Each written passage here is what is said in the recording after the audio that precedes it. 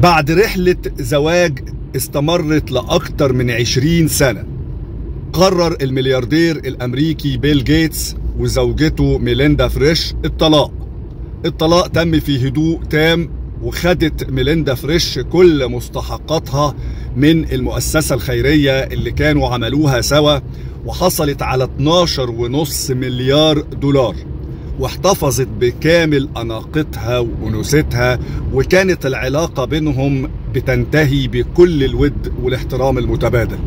وفي الإمارات العربية تحصل الزوجة فور الطلاق على كامل حقوقها من خلال اتصال تليفوني. الطلاق في مصر بيتم من خلال شرطة واتهامات كيدية وبهدلة للطرفين، ثم يروحوا المحاكم الأسرة يقعدوا سنين فيها رافعين قضايا على بعض ويبهدلوا بعض. للأسف في عادات وتقاليد متبعة في غالبية البيوت والأسر المصرية، موضوع القايمة واشتراط إن العريس يوقع عليها علشان تضمن حق بنتك. انت مديله بنتك يعني مؤتمنه على عمرها على حياتها، هل تهتم بشوية منقولات وبنتك تبقى في المرتبة التانية؟ يعني انا مستغرب الناس اللي بتفكر بالعقلية دي. وبعدين لما تحصل مشكلة وتخش بقى الصراعات والشكاوى الكيدية وحالات الغل والانتقام اللي بتتم بين الطرفين، تيجي الزوجة تقدم شكوى في جوزها انه بدد القايمة، وهو ممكن ما يكونش راح بددها ولا حاجة، وفي ناس تانية بتبددها، لكن ممكن تتسجن بسبب ده. يعني انا مستغرب ان البيوت المصرية بالعقلية دي. يا جماعة ده جواز امساكم بمعروف او تسريح باحسان، فما تدخلوش الشيطان، ممكن يدمر البيوت المصرية ويضيع مستقبل الناس.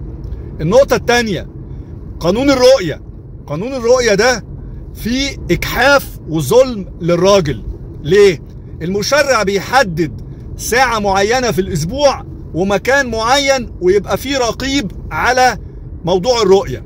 تيجي الزوجة أو الطليقة تتحجج بحجج معينة إن الطفل أو الطفلة مرضى وما يقدروش يروحوا المقابلة بأبوهم. طب ما ده ظلم، يعني الطفل ما يقدرش يبات مع أبوه ولا يعرف أهله، وقانون الرؤية بقى كرباج على الأب.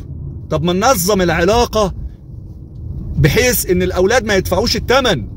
هي مش خناقة أو حرب وصراع مين اللي يكسبه، الأولاد يطلعوا في بيئة سليمة يعرفوا أهل أبوهم وأبوهم ويباتوا معاه. لكن هل يعقل إن الأب يكون ليه حق رؤية أولاده يوم وساعتين في الأسبوع؟ مين يقول كده؟ يعرفوا أبوهم إمتى ويعرفوا أهل أبوهم إمتى؟ ليه دخلنا في صراعات؟ ليه ما نسيبش بعض في هدوء واحترام متبادل، ونربي الأولاد اللي بيكونوا نشأوا من العلاقة الزوجية بدون أي تجريح أو صراعات أو ضغوط تدمرهم وهم أطفال في أمس الحاجة للعطف والحنان؟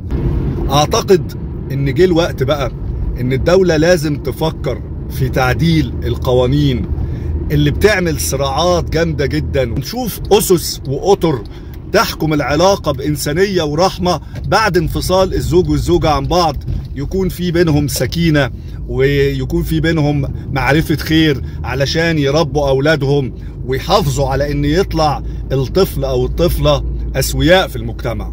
نظرة من الدولة المصرية لقانون تنظيم العلاقة بعد الانفصال بين الزوج والزوجة.